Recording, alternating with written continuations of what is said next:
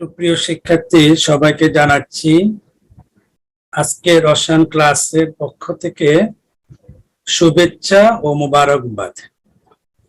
আজকে আমরা যে বিষয়টি নিয়ে আলোচনা করব সেটি হচ্ছে রসায়ন প্রথম পত্রের ৪র্থ অধ্যায় রাসায়নিক পরিবর্তনের একটি গুরুত্বপূর্ণ অংশ হলো অক্সো অ্যাসিড। তাহলে আমরা আজকে দেখব যে অক্সো অ্যাসিডটি কি এবং অক্সো অ্যাসিডের তীব্রতা কিভাবে আমরা পরিমাপ করব সে বিষয়টা নিয়ে আমরা আগে আলোচনা করব। তো প্রিয় শিক্ষার্থী, আমরা যদি অ্যাসিডের সংজ্ঞার দিকে একটু লক্ষ্য করি তাহলে আমরা জানি যে আরহেনিয়াস মতবাদ এবং প্রোটনীয় মতবাদ অনুসারে যে সমস্ত যৌগ প্রোটন দান করে বা প্লাস আয়ন দান করে তাকে বলা হয় অম্ল। এখন অক্সো অ্যাসিডে অবশ্যই হাইড্রোজেন থাকবে, আর যেহেতু নামেই বোঝা যায় এটি অক্সো অ্যাসিড মানে এখানে অক্সিজেন থাকবে, তার মানে অক্সিজেনের সাথে একটি হাইড্রোজেন যুক্ত থাকবে এবং ওই অক্সিজেনটি তৃতীয় একটি কেন্দ্রীয় মৌল যার একাধিক যোজনী রয়েছে এরকম একটি মৌলের সাথে সে যুক্ত থাকবে। তাহলে অক্সো অ্যাসিডে আমরা দেখব যে এখানে তিনটা মৌল থাকবে, মূলত হাইড্রোজেন, অক্সিজেন এবং তৃতীয় একটি কেন্দ্রীয় মৌল যার একাধিক যোজনী। তাহলে মোট মৌল হচ্ছে কয়টি? তিনটি। এই ধরনের অ্যাসিডকে তোমার বলা হয় অক্সো অ্যাসিড। চলো আমরা একটি উদাহরণ দিকে তাকাই। যে আমরা এখানে দেখলাম যে এর পরিবর্তে এখানে আমরা নাইট্রোজেন জানি এটি দ্বিযোজী ত্রিযোজী একটি মৌল। তো নাইট্রোজেনের একটি যোজনী দ্বারা ওএস এর সাথে সংযুক্ত আছে। এই ওএস এর এসটি যে যত তাড়াতাড়ি দিতে পারে আমরা বলি ওই অ্যাসিডটি তীব্রতা হবে তত বেশি। তো এটি অবশ্য মূলত নির্ভর করে, আমরা জানি যে অ্যাসিড বিয়োজন ধ্রুবক কে এর মানের উপরে, যার কে এর মান যত বেশি হয় ওএস এর তীব্রতা তত বেশি হয়। এটি হচ্ছে আমাদের মূল বক্তব্য। কিন্তু অক্সো অ্যাসিডের ক্ষেত্রে কে এর মানগুলো মুখস্থ ছাড়াও আমরা কিভাবে এদের তীব্রতা বের করি এই বিষয়টা সম্পর্কে আমরা এখন একটি তোমাদেরকে ধারণা দিব। চলো আমরা আরো কিছু অক্সো অ্যাসিডের উদাহরণ দেখি। যেমন আমরা এই অ্যাসিডের ছিল নাইট্রিক অ্যাসিড, এটা হচ্ছে সালফিউরিক অ্যাসিড, এটা হচ্ছে পারক্লোরিক অ্যাসিড, এটার নাম হচ্ছে ফসফরাস অ্যাসিড। এদের প্রত্যেকটির একটি কেন্দ্রীয় মৌল, যেমন নাইট্রিক অ্যাসিড নাইট্রোজেন, সালফিউরিক অ্যাসিডের সালফার, পারক্লোরিক অ্যাসিডের ক্লোরিন এবং ফসফরাস অ্যাসিডের ফসফরাসাইড। এখন চলো আমরা এদের তীব্রতা কিভাবে পরিমাপ করব। তো আমরা জানি যে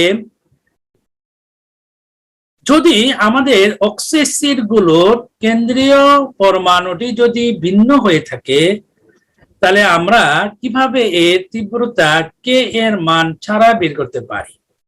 সেই প্রক্রিয়াটি হচ্ছে যে কেন্দ্রীয় পরমাণুর যার ধনাত্মক জারণ সংখ্যার মান বেশি হবে ওই অক্সো অ্যাসিডের তীব্রতা তত বেশি হবে। এখানে আমরা একটি বিষয় জানার চেষ্টা করব যে চার্জ ঘনত্ব। এই চার্জ ঘনত্বটা কি আমরা দেখি। চার্জ ঘনত্ব হচ্ছে ওই কেন্দ্রীয় যে মৌলটি রয়েছে তার ধনাত্মক চার্জ সংখ্যা ডিভাইডেড বাই ওই কেন্দ্রীয় মৌলটির আকারের উপর নির্ভর করে, মানে চার্জ এবং আকারের অনুপাতটি হচ্ছে চার্জ ঘনত্ব। এখানে আমরা বুঝতে পারছি যে ধনাত্মক চার্জ বা ক্যাটায়নিক চার্জ যত বেশি হবে চার্জ ঘনত্ব তত বেশি হবে, আকার যত ছোট হবে চার্জ ঘনত্ব তত বেশি হবে। এখন এই চার্জ ঘনত্ব যার বেশি হবে তার ওএস বন্ধন থেকে প্লাস আয়ন সহজে সে ত্যাগ করবে, ফলে ওই অ্যাসিডের তীব্রতা তত বেশি হবে। তাহলে আমরা এখন এই যে আমাদের কেন্দ্রীয় যে মৌলগুলো আছে এদের প্রত্যেকটার ধনাত্মক জারণ মান দেখি। যেমন নাইট্রোজেনের এখানে +5, যেমন সালফিউরিক অ্যাসিড সালফারের +6, পারক্লোরিক অ্যাসিড আমরা ক্যালকুলেশন করলে পাবো +7 এবং ফসফরাস অ্যাসিডের ফসফরাসে দেখো যার মান হচ্ছে +3। তাহলে আমরা এখানে দেখলাম যে পারক্লোরিক অ্যাসিডের জারণ মান হচ্ছে সবচেয়ে বেশি, তার চার্জ ঘনত্ব বেশি এবং তার তীব্রতা তত বেশি। তারপর হচ্ছে সালফিউরিক অ্যাসিড, তারপর নাইট্রিক অ্যাসিড, তারপর হচ্ছে ফসফরাস অ্যাসিড। হ্যাঁ, আমরা এই অ্যাসিড ক্রমটি এখানে দেখতে পেলাম। এখন চলো আমরা দেখি যে এটি তো হচ্ছে যে আমরা চার্জ সংখ্যা যার বেশি হবে তার তীব্রতা তত বেশি হবে, তাহলে এটার একটা কারণ রয়েছে অবশ্যই, সে কারণটা আমরা এখানে খোঁজার চেষ্টা করব। যেমন লক্ষ্য করে দেখো, নাইট্রিক অ্যাসিডের গাঠনিক সংকেত থেকে আমরা দেখি নাইট্রোজেনের সাথে অক্সিজেন একটি দ্বিযোজী বন্ধনের মাধ্যমে যুক্ত আছে, একটি আছে অক্সিজেনের সাথে সন্নিবেশ বন্ধনের মাধ্যমে, আর একটি অক্সিজেন এস এর সাথে এবং নাইট্রোজেন একটি সমযোজী বন্ধনের মাধ্যমে ওর সাথে যুক্ত রয়েছে। লক্ষ্য করে দেখো, এখানে নাইট্রোজেন এবং অক্সিজেনের মধ্যে যে দ্বিবন্ধনে একটি সিগমা বন্ধন, আমরা জানি একটি পাই বন্ধন, পাই বন্ধনটি দুর্বল এবং নাইট্রোজেনের তুলনায় অক্সিজেন আত্মকতার মান বেশি হওয়ার কারণে অক্সিজেন কি করবে, নাইট্রোজেন এবং অক্সিজেনের মধ্যকার যে শেয়ারকৃত পাই ইলেকট্রন জোড় রয়েছে, এই ইলেকট্রনটা কিছুটা অক্সিজেন তার দিকে টানবে, ফলে অক্সিজেন আংশিক ঋণাত্মক চার্জগ্রস্ত হয়ে যায় এবং নাইট্রোজেন আংশিক ধনাত্মক চার্জগ্রস্ত হয়ে যায়। যখন নাইট্রোজেন ধনাত্মক চার্জগ্রস্ত হয়ে যায়, মজার বিষয় হলো তখন পার্শ্ববর্তী ওএস এর অক্সিজেনের তুলনায় আবার নাইট্রোজেনের ইলেকট্রন টেনে নেওয়ার ক্ষমতা অর্থাৎ ঋণাত্মকতার মান এখন n প্লাস এর বেড়ে যায়। ফলে এই n প্লাস ওএস এর অক্সিজেনের সাথে নাইট্রোজেনের যে শেয়ারকৃত ইলেকট্রন জোড় দ্বারা বন্ড তৈরি করে আছে, ওই বন্ড ইলেকট্রন এবার নাইট্রোজেন তার দিকে ধাবিত করে, ফলে অক্সিজেনটি আংশিক ধনাত্মক চার্জগ্রস্ত হয়ে যায়। অক্সিজেন ধনাত্মক চার্জগ্রস্ত হয়ে যাওয়ার পরে অক্সিজেনের মাত্রা খারাপ হয়ে যায় অনেকটা, সে অস্থির হয়ে যায় যে আমি থাকবো ঋণাত্মক আর আমার থেকে n প্লাস ইলেকট্রন টেনে নিয়ে গেল। তখন ওর সাথে যে এসে যে বন্ধনটি ছিল, এই বন্ধন জোড় যে ইলেকট্রন ছিল, এই ইলেকট্রন জোড় এবার অক্সিজেন তার দিকে টানে, ফলে ওএস বন্ধনটা দুর্বল হয়ে সহজেই এস প্লাস আয়ন হিসাবে ত্যাগ করে দেয়। এই জন্য আমরা বলি অক্সি অ্যাসিডটা কিভাবে প্রোটন দান করে, এটা আমরা এখান থেকে বুঝতে পারলাম। একইভাবে সালফিউরিক অ্যাসিড লক্ষ্য করে দেখো, সেখানেও এই সালফারের থেকে দুটি অক্সিজেন তোমার কি করে, অক্সিজেন তার দিকে ইলেকট্রন টেনে নিয়ে যাওয়ার পরে সালফারের তোমার কি বলে যে ইলেকট্রন স্বল্পতা ব্যাপক পরিমাণ হ্রাস পায়, সে পার্শ্ববর্তী দুটি ওএস এর অক্সিজেনের ইলেকট্রন তার দিকে টানে, ফলে ওএস বন্ধনগুলো দ্রুত ভেঙে এস প্লাস আয়ন দান করে থাকে। এটি হচ্ছে তোমার কেন অক্সো অ্যাসিড তোমার প্রোটন বা এস প্লাস আয়ন দান করে থাকে তার একটি ব্যাখ্যা। এখন চলো আমরা দেখি যে এখানে আমরা যে বিষয়টি দেখবো সেটা হলো কেন সালফিউরিক অ্যাসিড নাইট্রিক অ্যাসিড অপেক্ষায় তীব্রতর। এখন এখানে একটি বিষয় লক্ষ্য করে দেখো, এখানে এই সালফার সাথে দুটি অক্সিজেনের দ্বিবন্ধন রয়েছে, অক্সিজেন ইলেকট্রন সালফার থেকে বেশি টানে, সালফারের ইলেকট্রন স্বল্পতা দেখা যায়, ইলেকট্রন ঘনত্ব কমে যায় কার তুলনায়, নাইট্রোজেনের তুলনায়। এবং সালফারটি অন্যদিকে তার ধনাত্মক জারণ সংখ্যা হচ্ছে +6, তার মানে তার মধ্যে ইলেকট্রন ঘাটতি নাইট্রোজেন অপেক্ষায় বেশি দেখা দেয়। ফলে এই ঘাটতিটি ফিল আপ করার জন্য এই সালফারটি ওএস বন্ধনগুলো থেকে অক্সিজেন ইলেকট্রনগুলি দ্রুত তার দিকে কি করে টানে, ফলে ওএস বন্ধনটি সহজে ভেঙে এস প্লাস আয়ন দান করে কার তুলনায়, নাইট্রিক অ্যাসিডের নাইট্রোজেনের তুলনায়।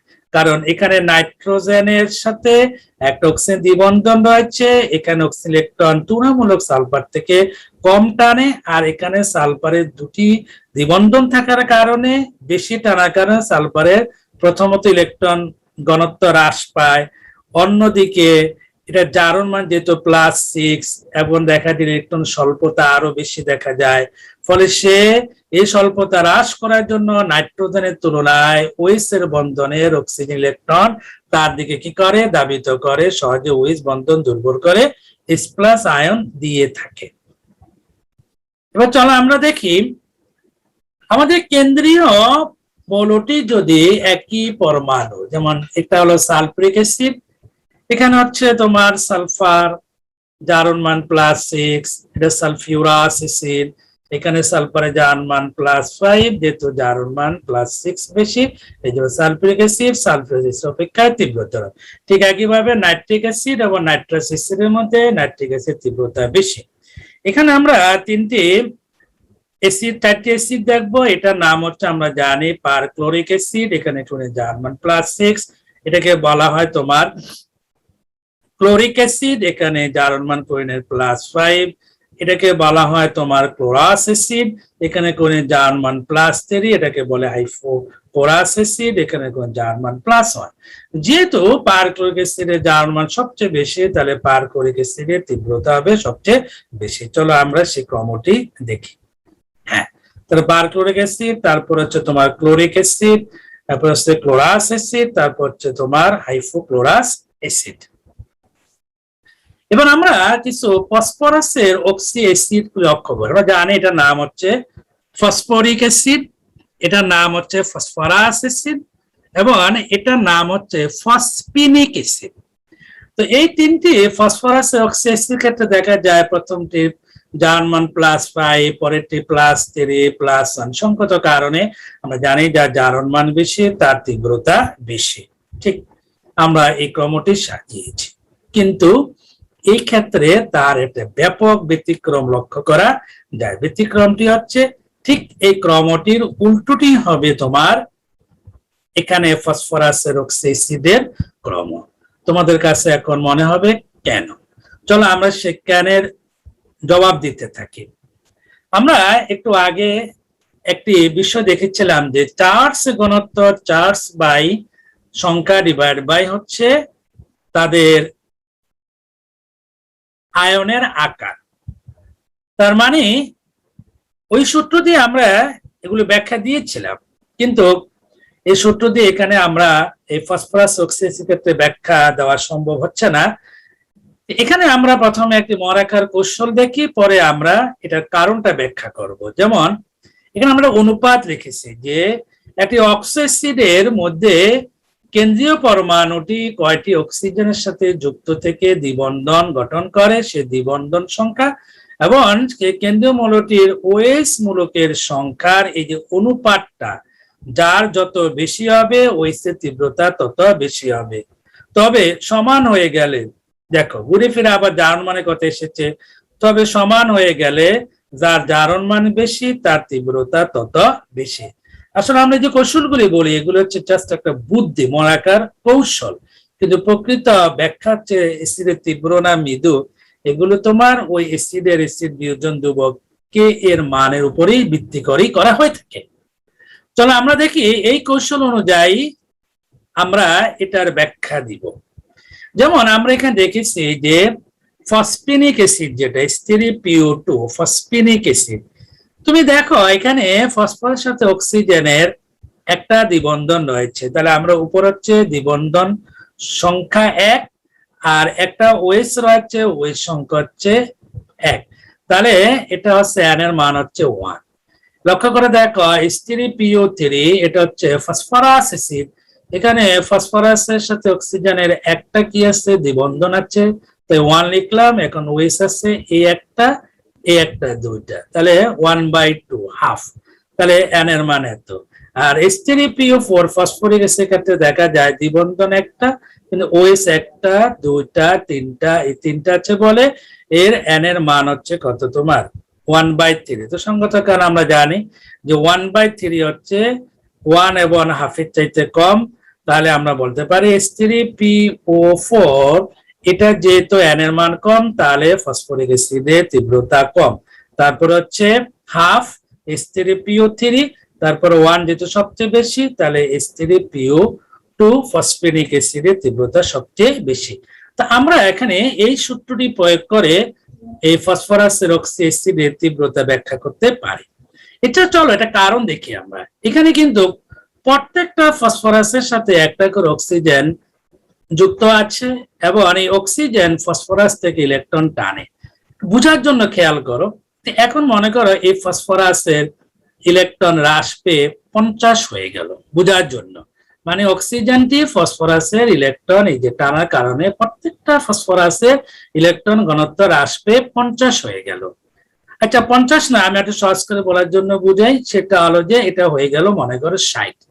এখন এই 60 এর হ্রাস ফিল আপ করার জন্য সে তখন কি করবে, এই যে একটা ওএস আছে, একটা ওএস এর অক্সিজেন এর সাথে ফসফরাসের যে শেয়ারকৃত ইলেকট্রন জোড় দ্বারা বন্ড তৈরি করে আছে, এটাকে খুব জোরে ফসফরাস তার দিকে টানবে, মানে পুরো শক্তি দিয়ে, মানে যে আমার 60 ইলেকট্রন আমার স্বল্পতা আছে, এই 60 ইলেকট্রন আমি পুরাটাই প্রয়োগ করব এই ওএস এর অক্সিজেন থেকে সে ইলেকট্রন নেওয়ার একটা প্রবণতা দেখাবে। ফলে এখানে যে পরিমাণ ইলেকট্রন ফসফরাস টানবে, এতে করে এখানে সহজে H+ আয়ন দান করবে।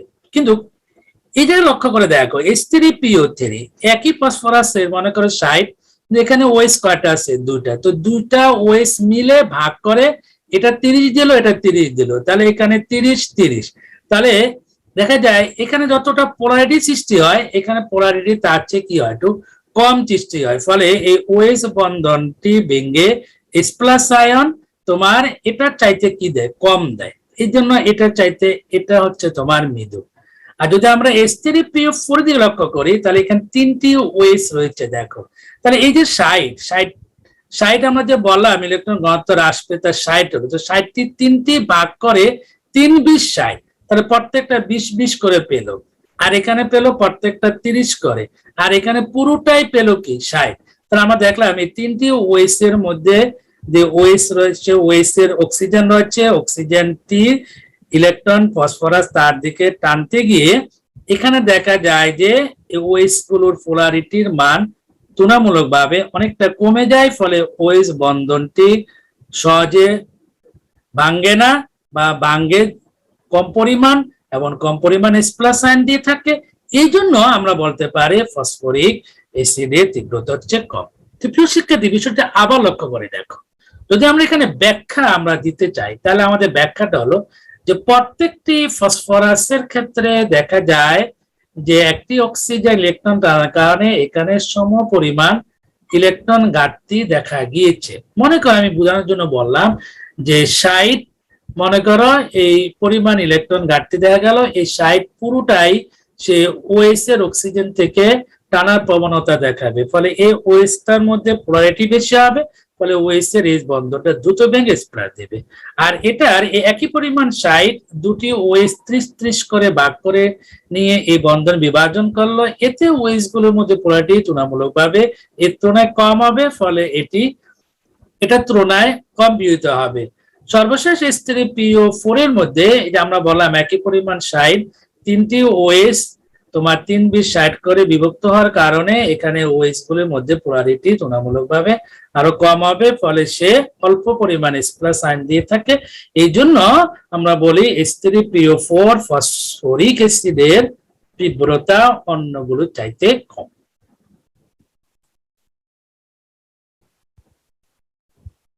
দেখো, আমরা একই সূত্র ইউজ করে আমরা এই নাইট্রিক অ্যাসিড এবং সালফিউরিক অ্যাসিডের ক্ষেত্রে আমরা এটার কেন্দ্রীয় মৌলের জারণ মান থেকে কিভাবে এটা বের করা যায় দেখো, এবং সূত্রটা দিয়ে দেখো। এই নাইট্রিক অ্যাসিড, দেখো নাইট্রিক অ্যাসিডের একটা কি আছে, দ্বিবন্ধন আছে, এক, এবং ওএস একটি আছে, তাহলে এস এক, তাহলে এক হয়, এন এর মান 1। আবার এখানে লক্ষ্য করে দেখো সালফিউরিক অ্যাসিডের দ্বিবন্ধন কয়টি, দুটি, ওএস কয়টি, দুটি, তাহলে এটা হলো কত, এক, তাহলে এন এর মান কত, 1। তো দেখা গেল উভয় ক্ষেত্রে যদি এন এর মান সমান হয়, একটু আগে আমরা বলেছিলাম, তাহলে যার এন এর মান যদি সমান হয়ে যায়, তখন আমরা বলছিলাম যে যার এই কেন্দ্রীয় মৌলের জারণ সংখ্যার মান বেশি হয় সে হচ্ছে তীব্র, সেক্ষেত্রে সালফিউরিক অ্যাসিড তীব্রতা হচ্ছে বেশি। এবার চলো আমরা কিছু হ্যালোজেনের যে অ্যাসিড গুলো আছে, অক্সো অ্যাসিড, সেটি নিয়ে আমরা আলোচনা করব। যেমন আমরা একটু আগে দেখেছি যে এই অ্যাসিড গুলোর মধ্যে এটা হচ্ছে পারক্লোরিক অ্যাসিড, এটা সবচেয়ে তীব্র, তারপর ছিল ক্লোরিক অ্যাসিড, এটা তারপর ছিল ক্লোরাস অ্যাসিড, তারপরে বলেছি আমরা হাইপোক্লোরাস অ্যাসিড। তো এখানে জারণ মান দিয়ে এগুলো আমরা নির্বাচন করেছিলাম। চলো এখানে আমরা অনুপাত এন দিয়ে এগুলো বের করা যায়। দেখো এখানে দেখো এই পারক্লোরিক অ্যাসিডে দেখো দ্বিবন্ধন কয়টা, 3টা, আর ওএস কয়টি, একটি, তাহলে এন এর মান হচ্ছে কত, এখানে 3। আর এখানে দেখো এই যে ক্লোরিক অ্যাসিডের ক্ষেত্রে দ্বিবন্ধন 2টি, ওএস একটি, এখানে হচ্ছে এন এর মান 2।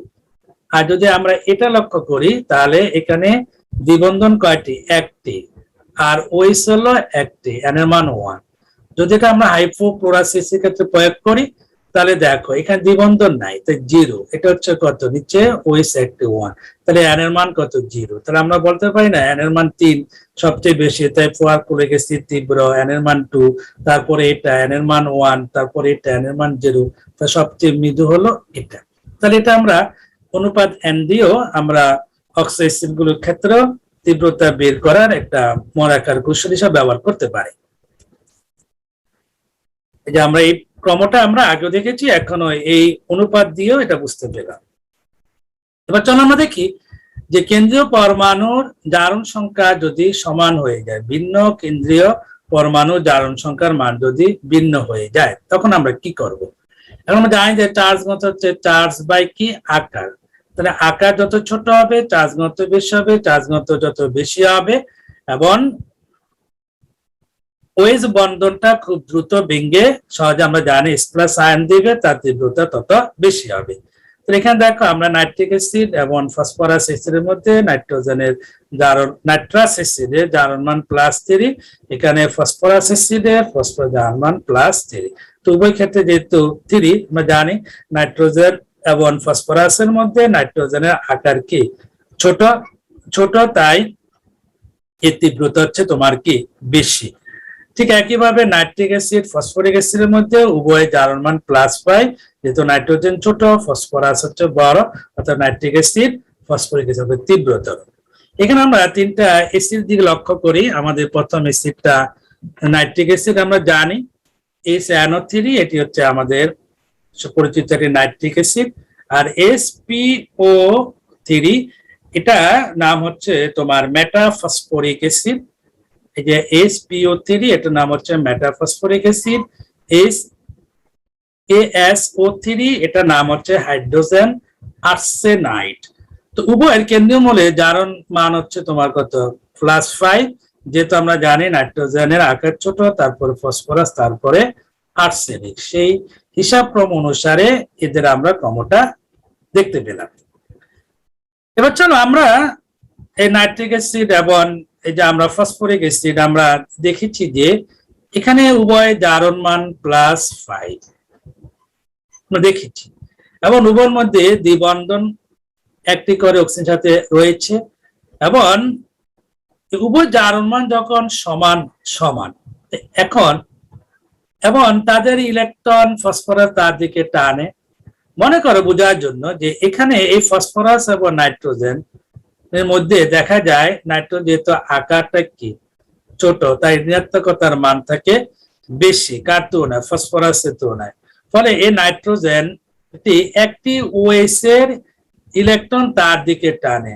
পুরো একটি ওএইচ ইলেকট্রন তার দিকে টানার কারণে এই ওএইচ এর অধিক পোলারিটি হয়। অধিক পোলারিটির কারণে একটি ওএইচ খুব সহজে ভেঙে H+ আয়ন দেয়, কিন্তু এই ফসফরাস 3টি ওএইচ এর ইলেকট্রন তার দিকে টানার কারণে তাদের দেখা যায় যে এই ওএইচ গুলির পোলারিটি যেহেতু বিভক্ত হয়ে যায় 3টার মধ্যে, এই জন্য এটার পোলারিটি তুলনামূলকভাবে অনেক কম হয়।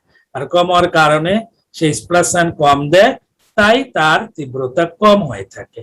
এগুলো আমরা পোলারিটি দিয়ে প্রকৃতপক্ষে ব্যাখ্যা দিতে পারি।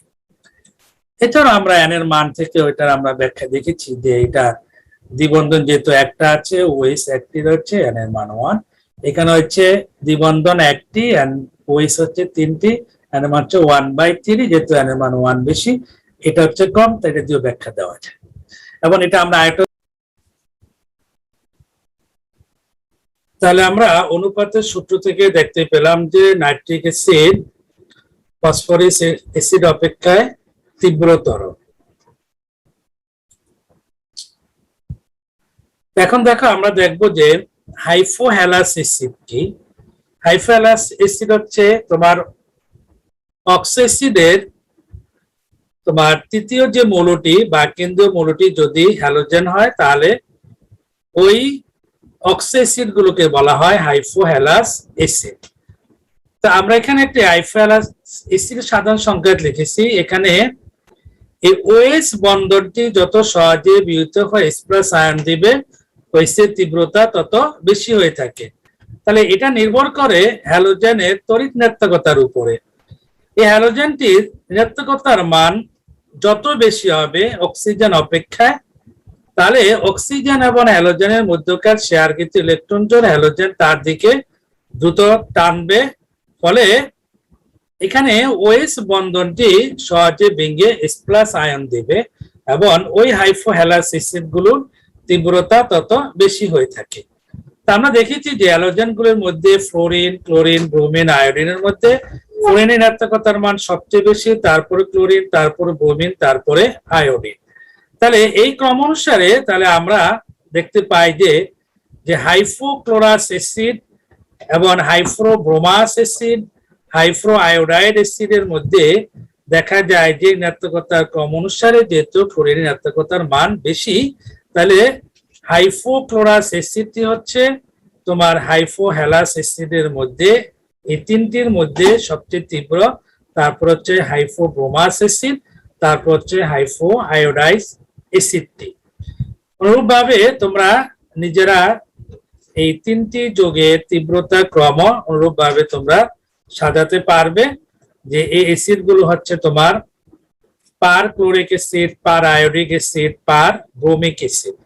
তো প্রিয় শিক্ষার্থীরা, আশা করি তোমরা অক্সো অ্যাসিড গুলোর তীব্রতার ক্রম সম্পর্কে জানতে পারলে, এবং এই ক্ষেত্রে আমরা দুটি মনে রাখার সহজ পদ্ধতি দেখেছি। একটি হচ্ছে চার্জ ঘনত্ব, আর চার্জ ঘনত্ব হচ্ছে চার্জ সংখ্যা বাই আকার উপর নির্ভর করে। আরেকটি হচ্ছে অনুপাতের সূত্র, যেটি হচ্ছে অক্সিজেনের দ্বিবন্ধন যুক্ত সংখ্যা ডিভাইড বাই ছিল ওএস বন্ধন সংখ্যা। এই অনুপাত থেকেও আমরা অক্সো অ্যাসিড গুলোর তীব্রতা নির্ণয় করেছিলাম, এবং এর মধ্যে আমরা ফসফরাসের যে অক্সি অ্যাসিড গুলো ছিল তার ব্যতিক্রমটা আমরা দেখেছি। তো আশা করি প্রিয় শিক্ষার্থীরা তোমরা অক্সো অ্যাসিড তীব্রতা গুলো বুঝতে পেরেছ, এবং পরবর্তী ক্লাসের ভিডিওটি পেতে হলে তোমরা অবশ্যই চ্যানেলটি সাবস্ক্রাইব করবে এই আশাবাদ ব্যক্ত করে আজকের মতো সবাইকে ধন্যবাদ।